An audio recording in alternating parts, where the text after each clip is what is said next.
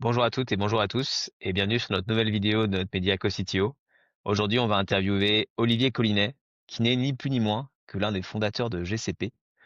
Alors, il a fait ça, mais il a fait aussi d'autres choses. Il a notamment été CTO dans des boîtes en croissance. Il a bossé dans des cabinets de conseil de renom. Il a lui-même monté sa startup.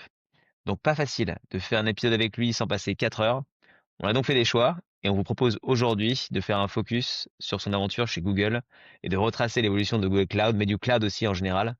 Une interview absolument passionnante. Si ça vous plaît, n'hésitez pas à liker, commenter et à vous abonner à la chaîne, ça nous pousse à continuer. Et je vous souhaite un bon visionnage. Hello Olivier, Bonjour Hugo. ouais, très content de t'accueillir du coup sur cet épisode sur le média de CoCTO. On va avoir plein de choses à raconter, plein de choses à se raconter. Donc voilà, comment tu vas déjà avant de démarrer? Oh, je vais très bien, merci de m'avoir invité, ravi d'être là et de partager un petit Ouais, peu mon expérience. Donc, non, non, très très bien, au c'est plaisir. cool. On est à distance, mais là du coup t'es où là du coup actuellement? Alors, habituellement, je suis à Londres. Aujourd'hui, je serai au Pays Basque, qui est mon deuxième lieu de domicile, donc Sympa. pas très très loin. Ok, ça roule. Ça roule, ça roule. Écoute, moi, je t'appelle depuis Paris, plus classique comme localisation, mais ouais. Et donc, bah, écoute, très content de t'accueillir, comme je te le disais à l'instant. On a plein de choses, du coup, à se raconter sur ta vie, sur le cloud, sur GCP, dont tu as été un des cofondateurs, du coup, justement, chez Google. Donc ça va nous prendre quand même pas le temps. Il y a ça, en plus il y a d'autres choses. Mais justement, avant de se lancer dans toute cette histoire, commençons par le commencement. Olivier, qui es-tu? Donc, merci Hugo. Écoute, j'ai un profil très technologique, je sors des grandes écoles françaises. J'ai Ouais. essentiellement travaillé à l'étranger, pour ma part, notamment vis-à-vis d'entreprises américaines. J'ai commencé dans une start-up qui était basée au Texas. J'ai ensuite Ok. rejoint de grandes sociétés comme Hewlett-Packard, comme EMC Documentum. Euh, à travers mon expertise gestion documentaire ou gestion de la connaissance de search, ce qui m'a amené de manière assez naturelle à rentrer ensuite en 2005, donc chez Google Cloud en Europe. J'ai migré à Londres pour justement faire partie du démarrage de Google Cloud. J'y ai passé plus de 12 ans, 2 ans pendant lesquels j'ai également été amené à aller aux États-Unis, donc au niveau de la maison mère. Et j'ai ensuite traversé d'autres sociétés puisque j'ai quitté Google en 2017. J'ai rejoint Ernst Young pour conseiller notamment les banques et les institutions, les sociétés d'assurance sur leur migration vers le cloud et sur la facilité, l'usage du cloud dans un domaine plus réglementé. Avant de revenir ensuite sur un environnement de start-up beaucoup plus, venture capital et aujourd'hui à travers une société qui est pilotée ou investie par un private equity. Ok. Ok. Ok. Hyper intéressant. Tu disais du coup, tu as consolidé une expertise sur un peu la gestion documentaire. Avant ça, quel a été tes premiers amours, ton démarrage sur le côté technique, du coup, quand est-ce que tu as démarré un peu cette vie-là? Alors j'ai commencé en 1996, et donc la première start-up que j'ai rejoint qui s'appelait Trilogy au Texas, commençait à amener des solutions d'automatisation de force de vente. Alors c'était l'époque où, configurer par exemple un véhicule, sur un site web était, difficile et ils amenaient justement ce type de fonctionnalité, ce type d'outils, pour faciliter et donner un petit peu la main à tout un chacun, sur la configuration du véhicule, sans avoir le besoin d'aller chez un dealer directement et donc, de choisir un véhicule, qui aura été mis à disposition sur site. Et Trilogy, donc qui était cette première société, m'a donné un petit peu cette vision de transformation technologique à une époque où on en parlait très, très peu, mais justement de faciliter à travers l'outil digital, hem, de démocratiser, en tout cas de rendre beaucoup plus facile, des processus qui étaient à l'époque, soit, difficiles d'accès parce qu'ils requéraient le besoin d'aller chez un dealer dans le cas de, cette société automobile ou tout simplement, parce qu'ils étaient difficiles à appréhender au démarrage. Naturellement, sur cette même vue, le moteur ou l'accès à la recherche documentaire était une fonctionnalité qu'on mettait uniquement à l'époque à disposition des knowledge workers, comme on les appelait. Et donc, l'outil digital en tout cas cette première expérience, m'a donné, cette vision que la technologie pouvait vraiment être un élément transformateur et qui n'était pas simplement un élément d'implémentation de process existants. Ah OK. Ouais, de transformation plus profonde que juste un outil, technique à utiliser, quoi. Exactement. Et ça, c'était ton expérience du coup dont tu parlais déjà aux US? Ta première startup, C'est ma première aux US, startup, c'était donc celle-ci? basée à Austin au Texas. La société Mmh. s'appelait Trilogy. On était à peu près 300 personnes à l'époque, quand je les ai rejoints et justement, ils avaient pour vocation d'installer une antenne en Europe que j'ai rejoint par la suite. Donc voilà, une première expérience où, justement je pouvais croiser un petit peu la gestion d'entreprise américaine, le fait que, tu puisses avoir autant de responsabilités même si, ton expérience était relativement jeune. Et qu'en fait, c'était la qualité que tu pouvais délivrer qui t'amenait à avoir de plus en plus de responsabilités. Donc, une première Ouais, clairement. expérience qui était vraiment très intéressante et très enrichissante, Et c'est et là, une à ce première moment-là, quel mission. était ton niveau? Tu parlais de niveau de responsabilité, quel était ton rôle du coup dans cette boîte, quand tu as démarré? J'étais tout simplement, consultant technique à l'époque, donc, j'aidais ou ingénieur avant-vente et j'aidais à implémenter ce type de solution à travers des clients, potentiels, des prospects. Et donc comme, la société a été amenée à démarrer son antenne à Paris, j'ai aidé des clients français et européens à commencer à utiliser ce type de solution. Donc des Mmh. sociétés comme Ouais, OK. Renault, Alcatel, enfin parmi les plus grands, comptes, français qu'on pouvait appréhender à l'époque. Ouais, qu'on connaît tous finalement. Tout à fait. Mais OK Bon, et aujourd'hui, après ces ça solutions ouais, paraissent assez évidentes puisque aujourd'hui, choisir un véhicule ou, enfin, avec l'abondement de solutions de commerce électronique aujourd'hui, ce type de solution est évidemment, assez traditionnel, mais à l'époque, c'était vraiment novateur donc et la complexité logicielle qu'il pouvait y avoir derrière le site web, était justement ce que pouvait amener ce type de société. mmh, ouais et toi, cet, intérêt pour la tech, là, tu parlais de ta première expérience pro, ça a démarré, avant, pendant les études ou peut-être encore avant du coup, cet intérêt sur la partie technique? Alors moi justement j'avais, donc je viens de Télécom Paris par exemple, donc société d'ingénieurs.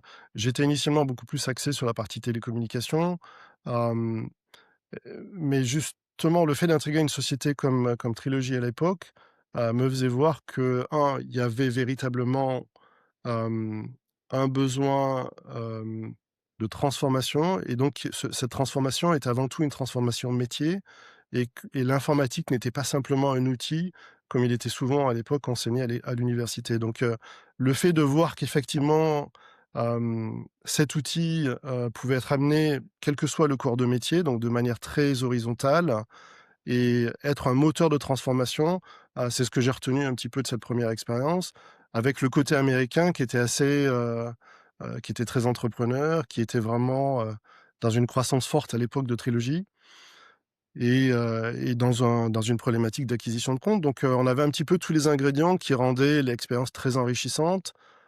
Forcément, j'étais très jeune à l'époque. Et donc de faire partie de ce premier mouvement, m'a donné un petit peu ou en tout cas, m'a formé sur, le fait que, l'informatique n'était pas simplement qu'un outil, d'implémentation et au service du métier, mais qui pouvait être aussi un outil de transformation.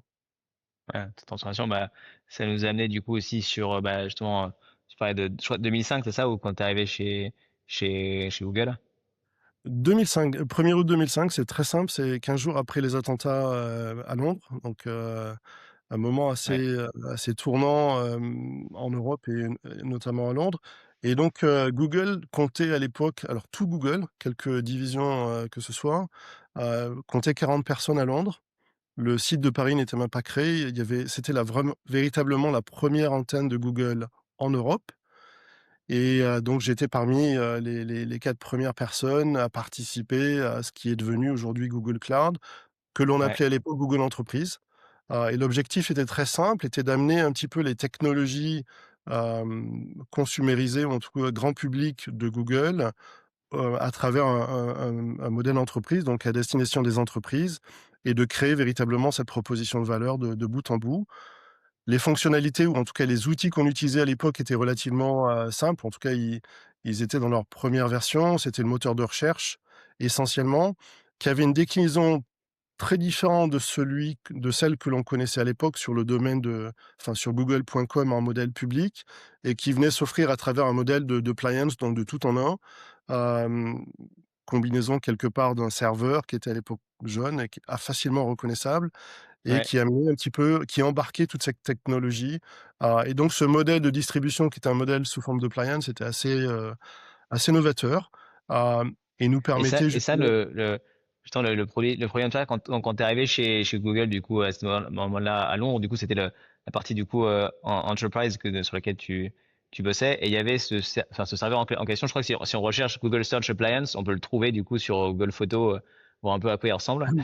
Vous retrouvez ça semble un serveur, qui se mettait dans un rack de manière assez traditionnelle, mais le côté jaune et le côté un petit peu gruyère puisqu'il y avait des trous, sur la façade du serveur était assez reconnaissable, et ce qui faisait rire beaucoup de nos clients puisqu'ils pouvaient identifier les serveurs relativement vite dans leur centre de données, et donc ce qui a un peu, été notre marque de fabrique au démarrage de l'entité, oui. Ah, ok. Heu, Et ce serveur-là, du coup, donc les clients qui vont utiliser, donc l'installer vraiment en physique chez eux dans leur bête serveur. Et il permettait de faire quoi, du coup, à l'époque? donc, l'avantage et le côté disrupteur de cette approche, c'était que traditionnellement, dans une problématique de, création d'un moteur de recherche, les solutions étaient essentiellement logicielles à l'époque et donc requieraient d'avoir un accès au centre de données, aux baies de serveurs justement, de nos clients, demandaient, beaucoup de temps d'optimisation, de configuration et d'installation. Notre approche était très simple, on arrivait avec le serveur, on le pluguait et quelque part comme, on va dire 15 minutes, en moins d'une heure, le serveur était, immédiatement accessible avec sa console d'administration et le reste n'était plus que configuré, en tout cas des activités de configuration pour accéder au silo d'informations et fournir un premier jet de résultats en fonction des requêtes qui étaient faites par les utilisateurs. Donc ça offrait Ok. vraiment, une sorte de tout en un, qu'on pouvait intégrer de manière très, très rapide et qui justement venait complètement perturber, un modèle établi, très logiciel à l'époque et qui requérait beaucoup d'optimisation en termes de qualité de recherche, de Hmm. relevance. Alors que Google amenait justement sa qualité son algorithme, standard qui Ouais, faisait un petit peu le succès sur le domaine public, mais l'amenait directement dans le modèle de l'entreprise. Donc, c'est ça. une Et, approche qui était et, assez différente et assez, disruptive à l'époque. la fonctionnalité, du coup, en fait, ça permettait pour une entreprise de faire une recherche, par exemple, de documents dans ses serveurs je trouve Ouais, que ça, ouais, c'était c'est un ça. peu le. Donc comme un moteur traditionnel, donc il y avait deux on va dire, pour simplifier, hem, 2 applicatifs sur le Yellow Box comme on l'appelait ou le Google Search Appliance. Le premier était un outil de crawling qui justement une fois que l'outil avait les accès, pouvait aller indexer, l'ensemble des informations disponibles. Certaines pouvaient être publiques, d'autres pouvaient être sécurisées et une 2e interface qui était la partie justement pour retourner les résultats, le serving, la console de serving qui justement permettait aux utilisateurs de tester leurs recherches directement et de valider que la relevance, s'appliquait de manière correcte. Donc notre approche à l'époque justement pour faciliter l'adoption de tels outils était d'avoir une préétude avec les clients sur, quels sont des documents de test et quelles sont les requêtes, qui vous permettent naturellement d'y accéder et on pouvait tester avec on va dire une étude utilisateur si la qualité de la relevance était celle attendue. Hem, on a très, très souvent utilisé un petit peu, je sais pas si tu te rappelles Hugo, la publicité, Pepsi et Coca-Cola avec, justement, on va dire le test anonyme et on Hmm. utilisait un petit peu cette approche-là pour avoir une vue, objective, sur la qualité de recherche qui était fournie et très, très souvent, le Google Search Appliance amenait, le résultat non seulement attendu, mais surtout la simplicité attendue. Ah, ok. Par rapport à d'autres solutions, tu disais plus logicielles qui étaient sur le marché, du coup, à l'époque. Oui, Euh, donc 2005, c'est si tu te c'est rappelles ça. bien, c'était aussi le début de la ce que l'on appelait la consumerization of IT, où justement il y avait vraiment un focus sur la simplicité, Ouais, dans l'usage, le fait d'avoir des interfaces épurées et donc Google s'est vraiment, inséré dans cette, enfin, on va dire dans ce changement et les outils qu'on a amenés justement à l'époque, non seulement avaient des interfaces épurées, mais des moteurs de recherche qui étaient très simples à utiliser.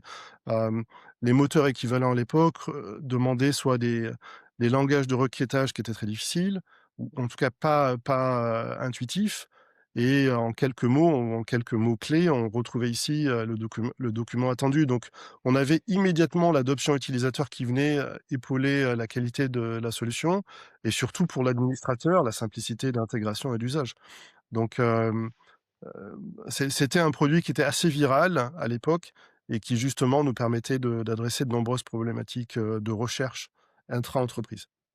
ouais, qui arrive là-dessus. Et là, quand tu arrives, toi, chez Google, du coup, à Londres, à ce moment-là, ton rôle, ton poste, du coup, dans la boîte, c'est lequel?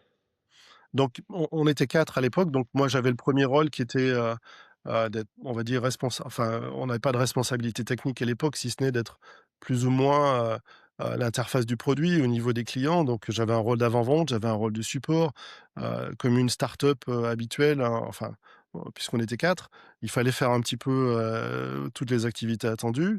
Hem Et donc mon rôle a été d'être un petit peu le pionnier ou Hem, comment dire? La voix de nos clients locaux, sur, quelles étaient les problématiques particulières rencontrées par Google, ou en tout cas les technologies de Google, dans le domaine européen.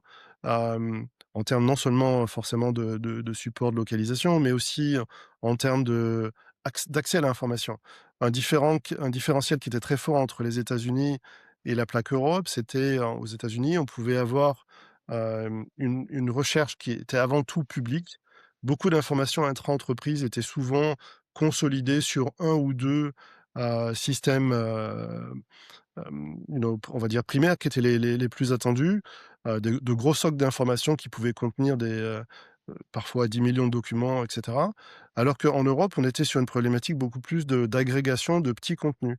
On avait beaucoup de systèmes, qui étaient partagés dans les entreprises avec des entités différentes et donc notre problématique était de récupérer ces informations diverses, Ouais, sur les différents pôles, mais surtout d'intégrer aussi le domaine sécuritaire. Donc la fonctionnalité de recherche en entreprise était avant tout sécurisée, alors qu'elle était avant tout publique, on va dire, au sein de l'entreprise aux États-Unis et donc mon rôle a été un petit peu de piloter cette variance entre, quelle est la valeur ajoutée attendue en Europe de celle qui était, de facto aux États-Unis et justement de devenir un petit peu le pionnier de la carte de route, du produit ouais. en Europe et c'est comme ça qu'un peu toute l'histoire a démarré. OK. Et du coup, cette différence, tu disais, États-Unis, Europe, tu dirais qu'elle est due à quoi? Le fait d'avoir, en États-Unis ces gros volumes de données, plutôt publics par rapport en Europe où c'est plusieurs, c'était, ouais, c'est pour toi, c'est quoi? Tout simplement la configuration de la société, l'information est très souvent centralisée aux États-Unis, de fait de Mmh, par leur de fait de leur du fait de leur taille, tout simplement et du fait du nombre d'utilisateurs, qui exploitent ce type d'informations. En Europe, on avait souvent des filiales par pays. Si je prends par exemple dans le domaine pharmaceutique, de grosses sociétés comme, GSK ou d'autres avaient, plusieurs entités séparées sur différents, pôles de recherche et donc de facto, de par leur configuration opérationnelle, les informations étaient, donc silotées à différents endroits et on avait un besoin de consolidation avant tout. ouais, OK, excellent. Et du coup, donc là, tu es assez proche, du coup, des besoins clients, tu fais remonter les problématiques et cetera pour sans doute aussi faire évoluer le produit au fur et à mesure. Dans les années qui suivent, du coup, 2005, comment est-ce que ce service évolue justement, chez Google? Alors, on a eu plusieurs, mon rôle a été multiple sur le produit. Il était avant tout d'aller conquérir les nouveaux clients avec, la force commerciale. Il était de faire en sorte que le produit monte en termes de complexité, de sophistication pour justement, permettre, une couverture, plus large. J'ai aussi aidé à coder, sur ces problématiques de recherche, sécurisée en entreprise, c'est-à-dire de quelle est la bonne façon, et quelles sont les bonnes configurations pour essayer de couvrir l'ensemble des cas, rencontrés en entreprise. Donc j'ai eu plusieurs axes qui m'ont permis de construire une relation avec l'équipe d'ingénierie, avec l'équipe de produit en termes de positionnement et ensuite avec l'équipe commerciale en termes de frontal client. Et donc à terme, très, très vite, l'entité a grossi. On est passé de 40 personnes, hem, hem, donc tout à l'heure, je parlais de 40 personnes, en Angleterre, mais Mmh. l'entité, Google Cloud que l'on appelle aujourd'hui Google Cloud, mais à l'époque Google Entreprise, au niveau global à l'époque, comptait également 40 personnes. Et très, très D'accord. vite en Donc Europe, on a grossi. tout le monde était à Londres, tu veux dire? Non, non, non, non, l'essentiel était, non, non, l'entité donc qui était, enfin dispersée géographiquement, donc l'entité Google Cloud en soi, elle comptait Ouais, aussi à peu près la même taille, c'est-à-dire 40 personnes, d'accord. essentiellement allouées à l'époque, au niveau de l'ingénierie parce qu'il fallait construire, cette appliance, il fallait rajouter les fonctionnalités au niveau de l'appliance, mais il fallait aussi synchroniser avec ce qui était fait au niveau public, puisque les algorithmes de relevance, les fonctionnalités, tout ce qui était lien rapide ou autre, enfin des fonctionnalités qui, ont vu le jour d'abord dans le domaine public avant d'être, Ouais. représentées au niveau de mon entreprise. Il y avait Quand tu besoin de dis, garder cette quand tu dis domaine public, c'est le Google, enfin, pour Google les Cloud. particuliers, là, pour la page google.com, Tout à fait. ces fonctionnalités-là? Ouais, OK. Exactement, le Ouais, excellent. google.com que l'on connaît tous avec le moteur de recherche que l'on connaît aujourd'hui. Et donc Ouais, donc les fallait fonctionnalités synchroniser en sortaient là-dessus permanence et ces 2 il outils. fallait rajouter après, Oui, alors excuse-moi, je veux pas te couper. On synchronisait en vas-y. permanence les 2 code bases pour que l'expérience utilisateur soit la même. Hem, à nouveau, ce qui faisait partie d'un des concepts essentiels de la consumerization of IT, c'était 2 facteurs. C'est que les outils en entreprise, hem, étaient, moins bons que ceux auxquels on pouvait avoir accès à la maison et donc on avait un besoin constant de répliquer l'expérience utilisateur au niveau de qui était accessible dans le domaine public, au niveau de l'entreprise. Donc c'est pour ça qu'on jouait, de manière, très synchrone sur ces 2 tableaux pour que l'utilisateur qui avait l'habitude, d'interagir avec google.com, directement chez lui puisse le faire en entreprise et justement génère un petit peu cet enthousiasme, ce qui était assez naturel à l'époque. Ouais, c'est ça le du coup, en termes de taille, peut-être d'activité, en de chiffre d'affaires, heu, que ça représentait quoi Donc du coup cette partie-là? tu me posais la question en taille d'équipe, on est très, très vite Ouais, passé de 40 personnes à plusieurs centaines de personnes. Donc une croissance relativement folle, sur 1 ou 2 mmh, années.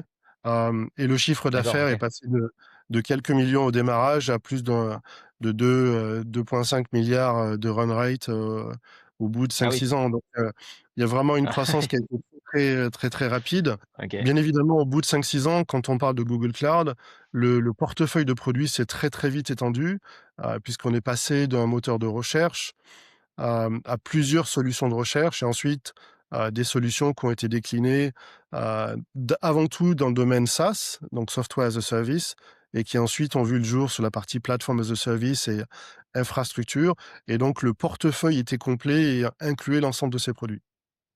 Mais oui, une Ouais, OK. croissance énorme. Hem, lorsque j'ai quitté, Google en 2017, donc 12 ans après, l'entité Google Cloud essentiellement comptait, 3 000 à 4 000 personnes. Donc OK. c'était, Ouais, ouais, une oui, c'est croissance. oui, oui, 40 à c'est, OK et alors du coup, tu disais donc, au début, c'était Google Appliance qui est ce serveur, du coup, en local et cetera. Après, il y a d'autres services qui sont greffés un peu plus fins et cetera pour adresser différents cas et cetera. Quand est-ce que, du coup, GCP, Google Cloud Platform a vraiment été créé finalement? Alors la création a été en 2008, donc 3 ans après. Faut savoir que bien évidemment, l'ensemble de ces produits ont été utilisés en interne. Donc 1 an avant, donc en 2007, Eric Schmidt avait, décidé que l'organisation Google allait séparer de l'outil, Ouais l'outil, Eric Schmidt, du coup, PDG de Google, je crois de 2001 à 2011, c'est ça du coup, pour remettre, Oui, oui, oui, oui, oui, donc Eric Schmidt était vraiment, le CEO ouais, de Google à l'époque et hem et sa vision était que l'ensemble des produits que l'on devait amener au niveau de nos clients devaient avant tout avoir été testés en interne, d'où, enfin la mantra du dog fooding qui est devenu aujourd'hui, assez classique. Mais justement Oui, en tout cas son background, qui était très technologique, faisait qu'il ne voulait pas qu'on puisse, tourner sur des produits qui étaient différents de ceux, que l'on, fournissait à nos clients. Et donc une de ses premières initiatives a été d'implémenter Google Apps, enfin ce que l'on appelle aujourd'hui Google Apps, mais qui à l'époque était uniquement, Gmail et Google Calendar, tout au plus, et Google Chat, ouais, soit avant tout, déployés en interne Google, avant qu'on puisse les offrir sous la marque Google, à des sociétés externes. Donc, et en fait, OK, c'est justement cette construction d'une expérience et d'un usage, qui nous a tous formés et qui nous a permis ensuite effectivement de définir des offres qui soient beaucoup plus, étayées sur la partie entreprise, donc avec Google Apps, tel qu'on le connaît aujourd'hui. Et la division Google Cloud à l'époque avait fait de nombreux rachats pour offrir non seulement une offre de communication, sur des outils standards, comme Gmail et Google Calendar, et OK. Chat, et ensuite, de les complémenter avec des solutions comme Google Docs, Google Drive et la suite équivalente à Office, de l'époque. Donc, c'est cette vision-là qui a fait qu'on a défini une plateforme, on va dire, de collaboration, et qui ensuite a amené, toute la transformation, que Google Cloud a pu amener, au sein de l'entreprise. Initialement sur la partie haute, on parle essentiellement ici de software as a service, mais en Ouais. fonction des composants qui étaient mis à disposition en interne et qu'on a pu externaliser, on a construit une offre qui était beaucoup plus aboutie enfin, tout le monde connaît aujourd'hui certainement des technologies comme BigQuery, ou peut-être a entendu parler de App Engine, et l'ensemble de ces technologies avaient été, testées et utilisées largement en interne avant qu'elles ne deviennent publiques et qu'elles puissent, servir à des usages, plus entreprises. Donc, Mmh. l'entité Google Cloud avait pour, vision de chapeauter un petit peu, le cheminement de ces technologies de manière, cohésive sur une vision d'ensemble dans la transformation digitale de nos clients. OK, et c'est marrant parce que du coup, à ce moment-là, donc Google Cloud, enfin GCP, Google Cloud Platform, aujourd'hui, quand je dis GCP, je pense uniquement au service du coup plutôt d'hébergement de serveurs, et je lève partie Google Exactement. Drive pour le reste.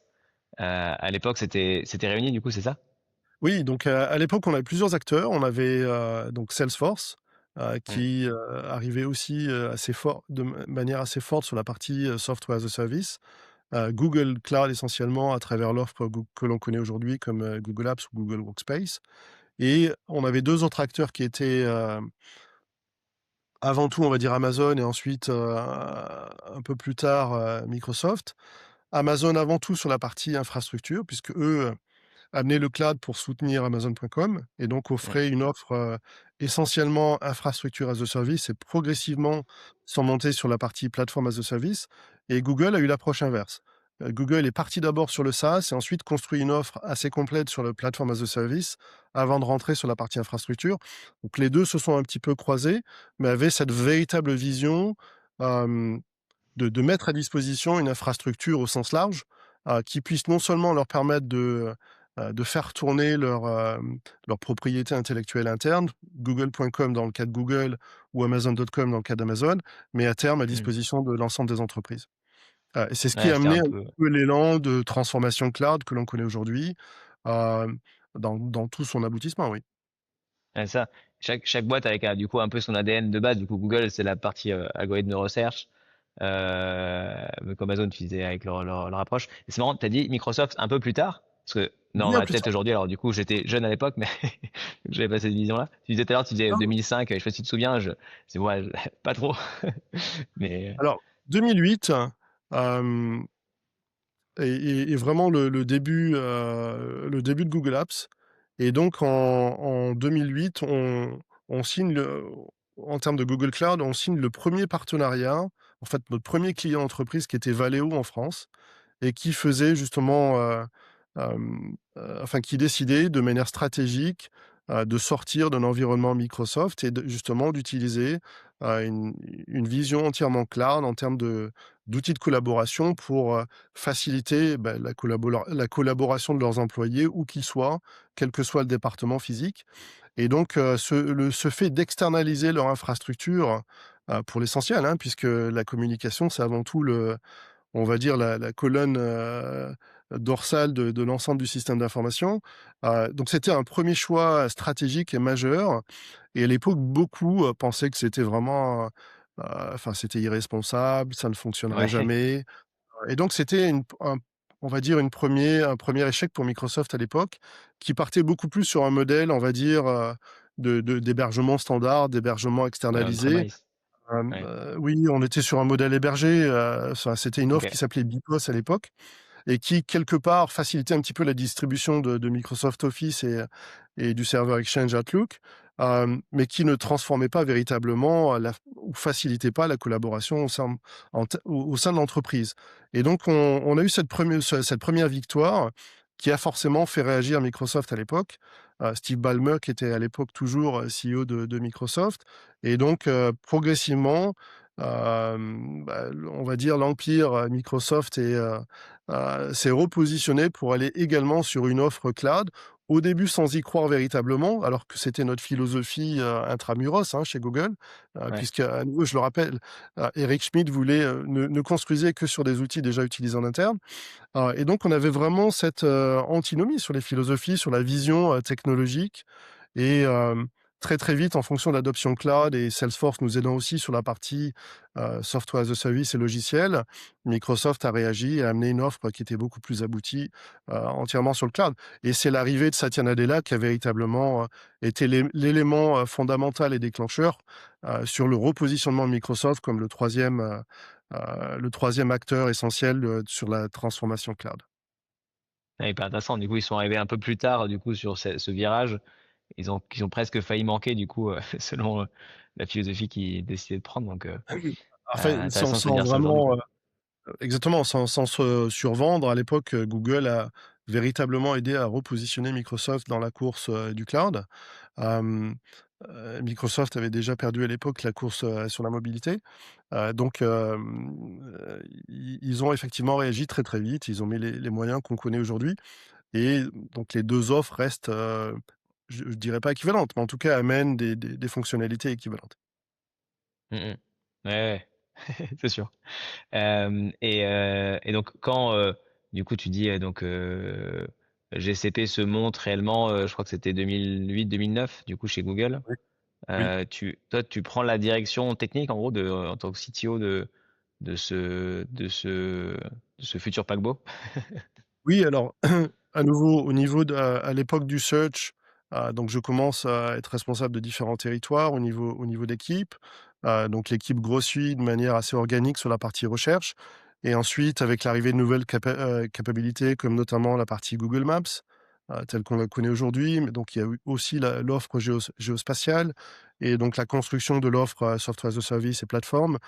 Donc j'ai très, très vite chapeauté l'organisation technique.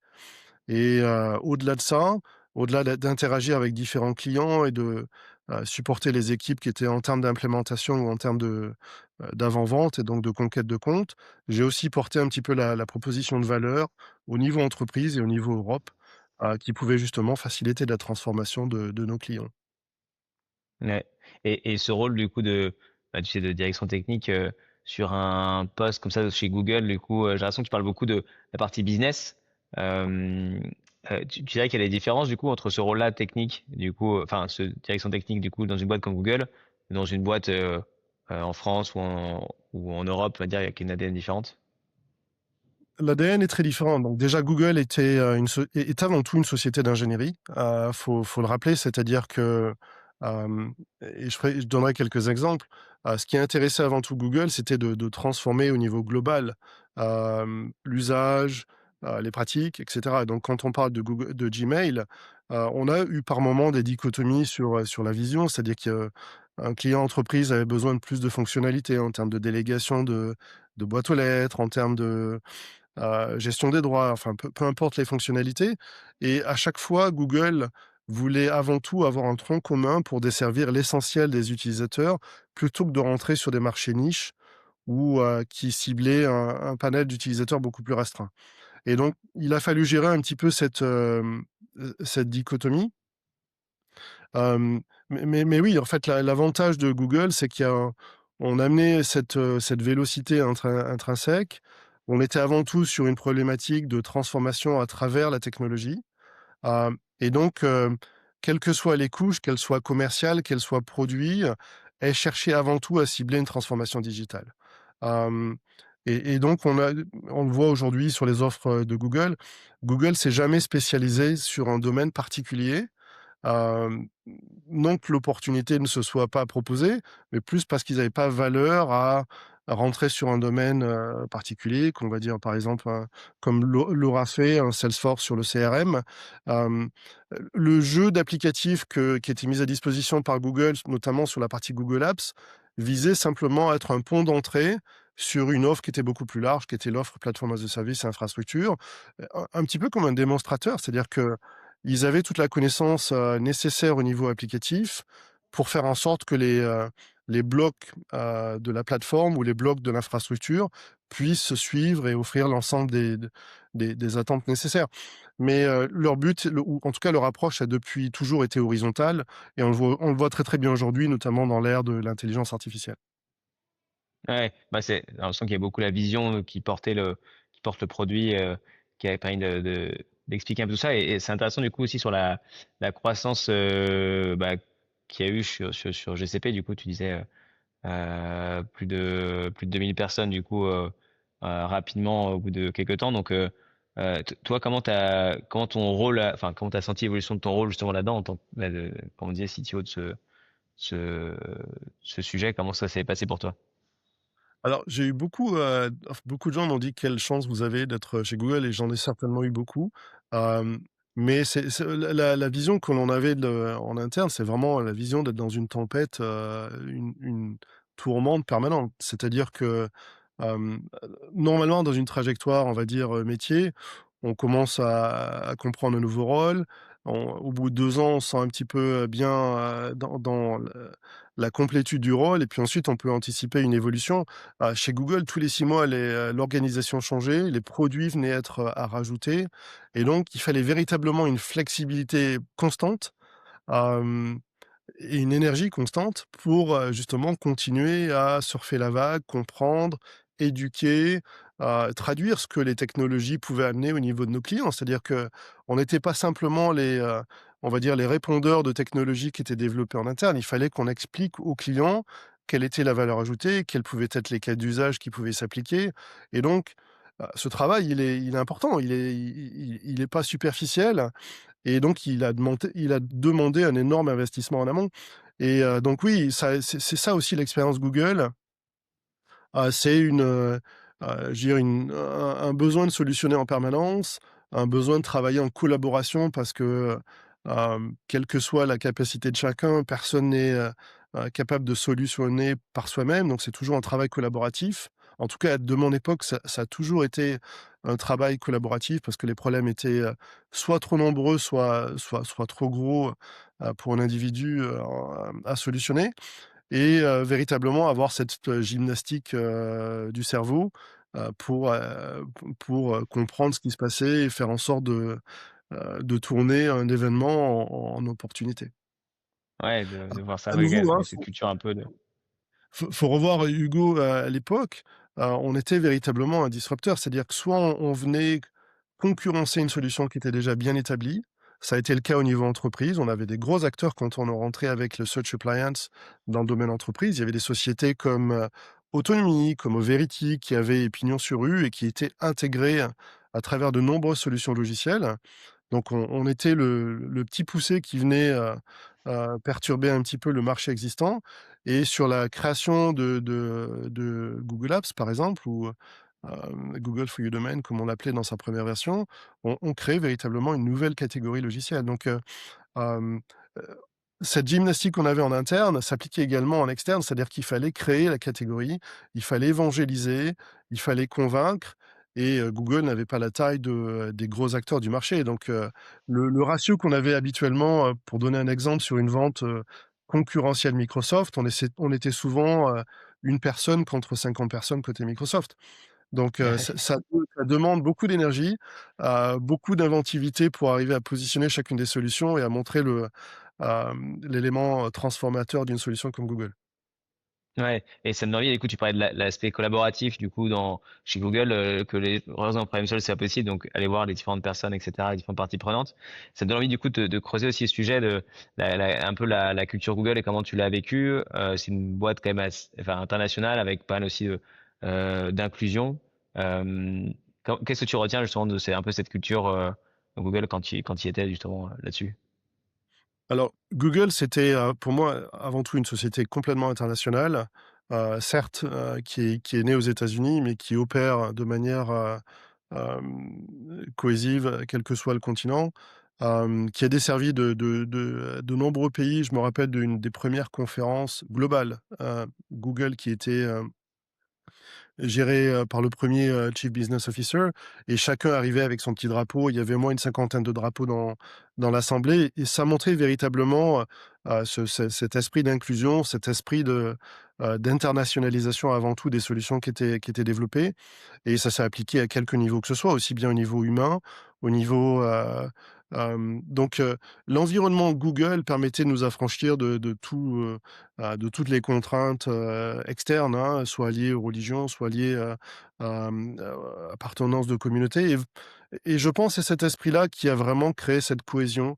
Hem, j'ai une expérience, je me rappelle, je suis allé une seule fois au Japon, chez Google pour un kick-off, interne, et le fait simplement de montrer mon badge m'a de suite non seulement ouvert les portes, mais les gens m'ont accueilli à bras ouverts, comme quelqu'un qui appartenait déjà à leur communauté, et donc c'était véritablement ce sentiment-là, qui prenait avant tout, et au même titre, en parlant de collaboration, si tu avais une problématique ou une idée, tu pouvais très, très facilement aller voir une division que tu ne connaissais pas. On va dire par exemple, hem si par exemple tu développais sur, Google Drive et que tu te disais: «Tiens, on pourrait amener une fonctionnalité de traduction instantanée à la volée sur Google Chat», par exemple, ou bah, il te suffisait d'aller peut-être discuter avec une personne qui était, sur un étage différent, mais dans la même localité, ou à distance, et immédiatement la personne essayait de comprendre un petit peu ton idée, voir si un ambassadeur de son équipe pouvait,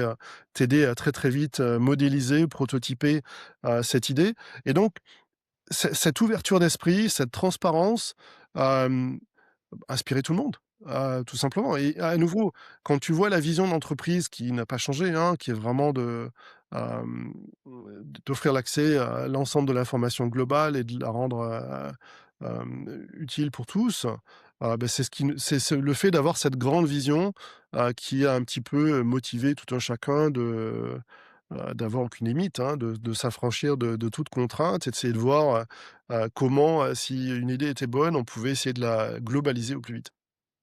Ouais, et Il ce il y a truc-là, plein ouais. d'exemples, hein, à Paris, puisque tu es à Paris.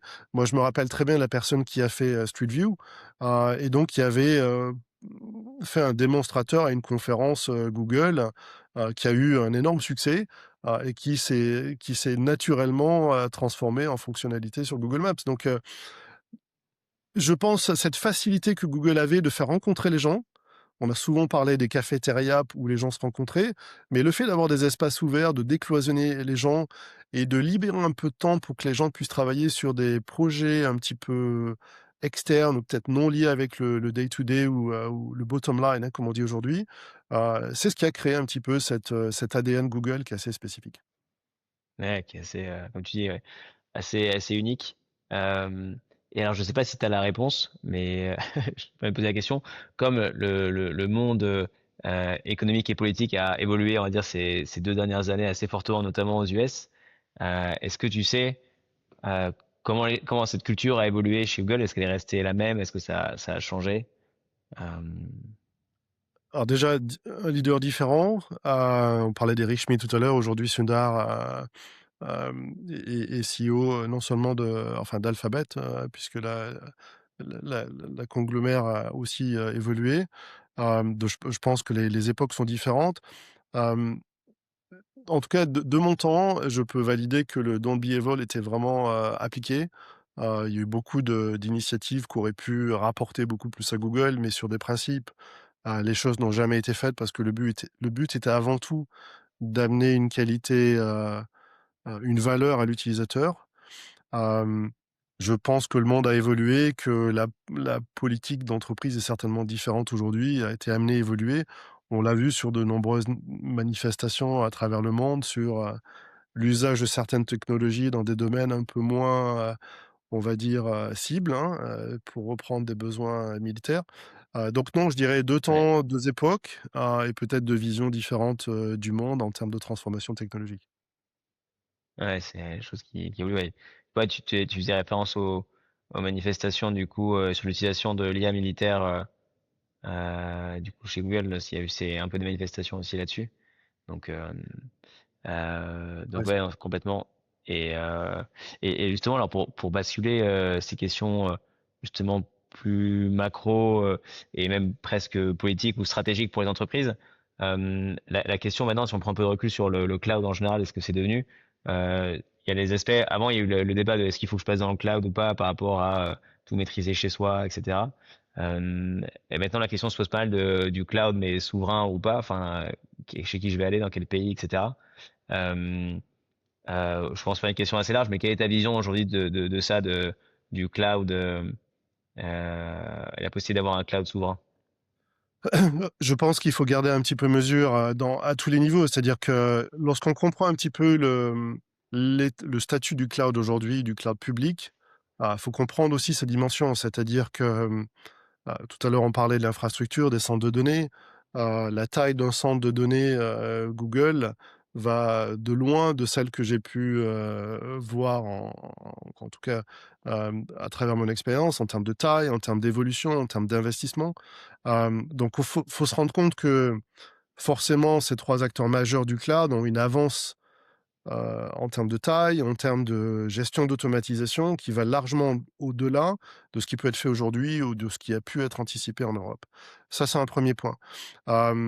Deuxièmement, il ne s'arrête pas au niveau, infrastructure. Il y a aussi, une énorme couche technologique qui est attendue. Et moi, lorsque je m'attends à une transformation cloud, j'utilise beaucoup de capacités qui sont avancées. On parle de capacités serverless aujourd'hui. On n'en est plus sur, simplement, migrer des machines virtuelles ou de faire de la dockerisation. Il y a vraiment tout un des couches d'API qui font que l'application est quasiment autonome, sait scaler automatiquement, et cetera, et cetera. Donc ça, ce sont vraiment les couches qui sont attendues, je dirais, pour un ingénieur, pour un créateur d'applicatifs. Et ces couches-là, elles existent difficilement ailleurs que sur ces 3 fournisseurs. Elles varient aussi en qualité, en fonction de ces 3 fournisseurs. Mais pour autant, c'est vraiment aujourd'hui, on va dire, un point d'entrée, de un point de démarrage pour quelque applicatif que ce soit. Faut pas l'oublier. Et une troisième couche que l'on oublie souvent, c'est la couche, réseau. C'est que évidemment, on peut aller sur des solutions qui soient beaucoup plus cloud souverain et je pense qu'elles ont valeur à exister aussi. Mais, faut pas oublier que le réseau est avant tout, à l'essentiel, aussi américain. Il a été construit sur de nombreuses années. Il y a de nombreuses lignes, sous-marines qui ont été créées, qui ont été sponsorisées par, des associations aussi liées à ces 3 fournisseurs de cloud.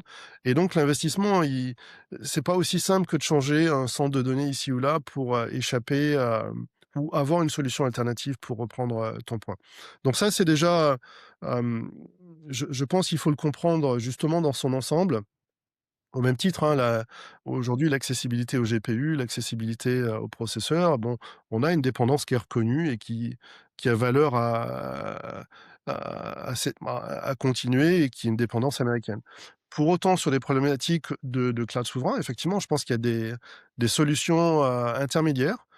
Je suis très heureux de voir des solutions aujourd'hui en France, qui amènent une stack, on va dire Azure ou une stack, Google, dans un environnement différent qui pourra être un peu plus hébergé en mode souverain, puisqu'il amène un petit peu la complémentarité des 2. C'est-à-dire que tu peux utiliser des couches assez hautes en termes d'ingénierie et justement de faciliter la création d'applicatifs, sans avoir quelque chose qui soit complètement décorrélé d'une solution Google, Microsoft ou Amazon, mais qui pour autant, t'affranchit d'un US de risques associés au US Patriot Act ou d'autres intrusions, étrangères. Mais À nouveau, je pense il faut garder un petit peu la tête froide et pas basculer de manière politique, enfin le monde technologique doit rester technologique et on doit éviter, tout appétit politique de manière trop rapide. Hem, mais voilà, je pense que les 2 solutions, seront certainement coexistantes pendant longtemps, et j'espère que le cloud public restera international pour très longtemps aussi. Mmh. Est-ce que pour toi, c'est un risque du coup que ce cloud public ne soit plus disponible justement dans peut-être tous les pays, par exemple, ou Bien qu'il y ait des sûr, restrictions? bien sûr. Parce qu'à nouveau, en termes de il y a pas uniquement en termes hem, d'injection ou de risque externe, c'est qu'aujourd'hui, hem, le marché est disponible de manière globale. Donc j'imagine que toutes les sociétés françaises ont vocation non seulement de vendre en France, mais de vendre, aussi à l'étranger. Donc cette facilité de distribution est un avantage énorme du cloud. Pour moi, le cloud, c'est avant tout un outil de distribution, beaucoup plus qu'un outil d'externalisation de centres de données. Hem et donc voilà, donc c'est un avantage à ne pas perdre non plus pour tous les acteurs français. Mmh mh. Et justement, on a des alternatives, aujourd'hui, bah, françaises comme Scaleway ou OVH, heu, de ton point de vue, après ce sera sans doute, à d'autres auront peut-être d'autres points de vue, mais quel est leur niveau par rapport aux géants américains dont on parlait, donc Google, Amazon, Microsoft? Hem, À nouveau, en ayant visité enfin, au moins un centre de données, Google, je sais que la taille est difficilement comparable. Après, c'est surtout sur l'usage, c'est-à-dire les couches, disponibles, sont là, mmh, hein. Elles ont un intérêt pour certains usages. Est-ce qu'elles couvrent tous les usages nécessaires aujourd'hui? Dans un monde très concurrentiel, j'en doute. Je pense qu'il y a vraiment un gap entre les 2 offres ou quelles que soient les offres. ouais, ce que Hem, tu disais tout à l'heure, du coup, sur la partie logicielle des services, fournis en bien plus de sûr, l'infrastructure. bien sûr et C'est ça à quel devient service tu penses, par exemple? bah, surtout des couches hautes, tout ce qui est, des couches serverless, par des Mmh, API. Tu veux construire une API serverless, je prends un exemple uniquement Google, mais la possibilité d'utiliser Google Cloud, de faire des fonctions, Cloud Functions pour faire du pur serverless et donc de ne payer qu'à la consommation, a un intérêt énorme pour des sociétés, notamment pour des startups en mode VC, qui veulent, essayer d'optimiser leurs coûts et d'avoir des canaux de distribution aussi larges. Donc, ouais, pour moi, c'est des solutions essentielles. Au même titre, il y a des briques de plateforme as a service qui sont uniques. Aujourd'hui, avoir des solutions comme Vertex AI ou équivalentes, avoir des solutions comme BigQuery en termes de data warehouse, hem, c'est des solutions complètement tout en un, bien intégrées qui aujourd'hui offrent une flexibilité architecturale attendue au niveau logiciel. Donc, maintenant tout est possible, mais le fait de prendre des bouts ici ou là rajoute à la complexité, rajoute à la qualité et à la stabilité, des différents systèmes et surtout a un impact sur les SLA que tu peux offrir en externe. Donc mmh voilà, on peut toujours avoir best of breed, mais il y a un compromis à faire et je pense qu'au niveau cloud, le modèle d'intégration est très, très important. Ouais. OK.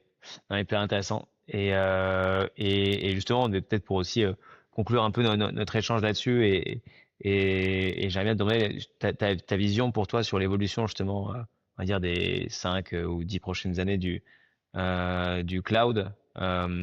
Vers quoi tu penses que les choses vont aller? Est-ce que ça va rester un peu comme aujourd'hui? Comment ça peut changer? Hem, quelle serait ta vision aujourd'hui sur ce sujet? Bah, aujourd'hui, déjà, je suis très heureux de voir qu'il y a des acteurs français de renom, enfin Mistral ou autres, qui commencent à donner la donne à d'autres acteurs beaucoup plus globaux. Donc ça fait plaisir de voir un petit peu l'innovation, aussi française ou européenne.